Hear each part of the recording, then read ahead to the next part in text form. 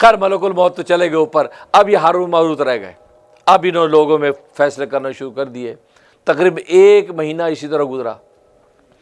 1 مہینے کے بعد ایک خاتون آئی، اور یہ اہل فارس کی ملکہ تھی جس کا نام زہرہ، حسن و جمال کا پیکر، کیا حسن و جمال اس کی، خوبصورتی انتہا کی۔ اس کا اپنے شوہر کے ساتھ کوئی تنازع جھگڑا تھا، وہ آئی کہ میں اپنے شوہر کے ساتھ میرا جھگڑا ہے، آپ لوگ جناب میری مدد کریں۔ اب جب انہوں نے یہ دیکھا اس کے حسن و جمال کو، تو ان کے اندر وہی انسانی اور بشری کیفیات اور شہوات ظاہر ہوئیں، تو اس کو انہوں نے ساز باز کر کے کوشش کی کہ ہماری خواہش کو پورا کرے۔ اس نے کہا ایسے نہیں، شرط ہے۔ کیا شرط؟ شرط یہ کہ تم میرا ایک بت ہے، وہ میرے اس بت کو سجدہ کرو گے۔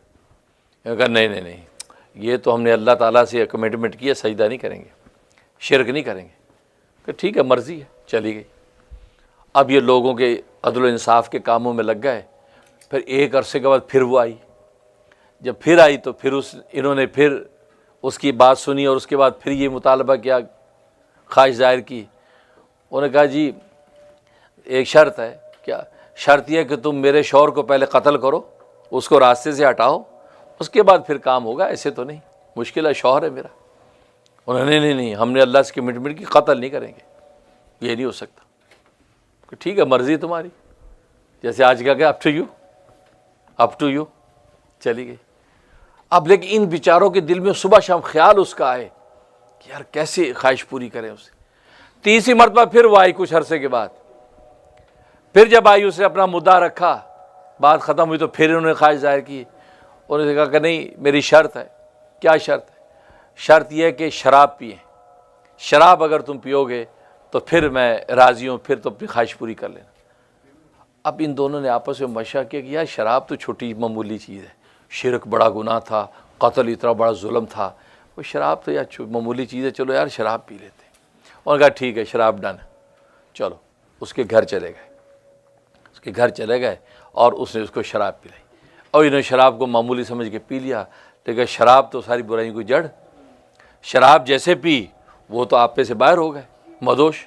اس آپے سے باہر ہوئے ہیں، اسی حالت میں اس نے اس کو اپنے شوہر کی طرف متوجہ کر دیا ادھر، اور جناب اس کے شوہر کو وہیں قتل کیا، اور اپنا بت سامنے رکھا، اس بت کے سامنے سجدہ کیا، اور اس کے بعد اس عورت کے ساتھ مبتلا بھی ہو گئے۔ اب جب اس عورت کے ساتھ مبتلا تھے، اسی حالت میں اللہ تبارک و تعالی نے آسمان کے دروازے کھول دیے، تو جن فرشتوں نے ان انسانوں کے لیے استغفار روکا تھا، انسانوں پہ اعتراض کیا تھا، اللہ نے ان فرشتوں سے کہا دیکھو وہ تمہارے فرشتوں میں جو فرشتے تھے ان کی حالت دیکھو۔ جب دیکھا تو فرشتے حیران ہو گئے، شرمندگی سے نگاہ جھک گئی۔ اللہ نے کہا میں نے کہا تھا نا، میں انسانوں کو چونکہ نظر نہیں آتا اس لیے ان سے کوتاہیاں ہو جاتی ہیں، تم لوگ ہاتھ ہلکا رکھو، استغفار ان کے لیے کرتے رہو۔ اگر تمہیں بھی میں نظر نہ ہو، تمہاری بھی حالت یہ ہو، دیکھو میں تمہیں نظر نہیں آ رہا ہوں، تمہارے فرشتے ہیں، خواہشات انسانی اس میں پیدا کر دی، دیکھو حالت کیا ہوئی۔ اب یہ بڑے شرمندہ ہوئے۔ لکھا کہ اس کے بعد سے یہ ملائکہ نے دوبارہ سے انسانوں کے لیے آج تک استغفار شروع کر دیا کہ واقعی یہ انسان جو ہے استغفار کے قابل ہے۔ ہمارے فرشتے جو فرشتے ہو کر وہ ان کی حالت یہ ہے، اتنی جلدی تو انسان بہکتا نہیں جتنی جلدی یہ بہک گئے۔ اس لیے اب فرشتے حدیث میں آتا ہے وہ انسانوں کے لیے استغفار کرتے ہیں۔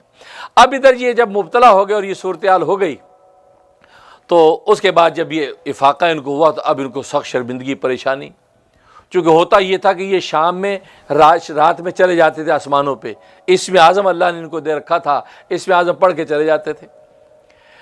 اچھا وہ جو زہرہ تھی اس نے ان سے وہ اسم اعظم سیکھ لیا کہ تم جو اوپر جاتے ہو آسمانوں پہ اتر آتے ہو، وہ کیا تمہارے پاس، کیسے جاتے ہو، طاقت کیا ہے؟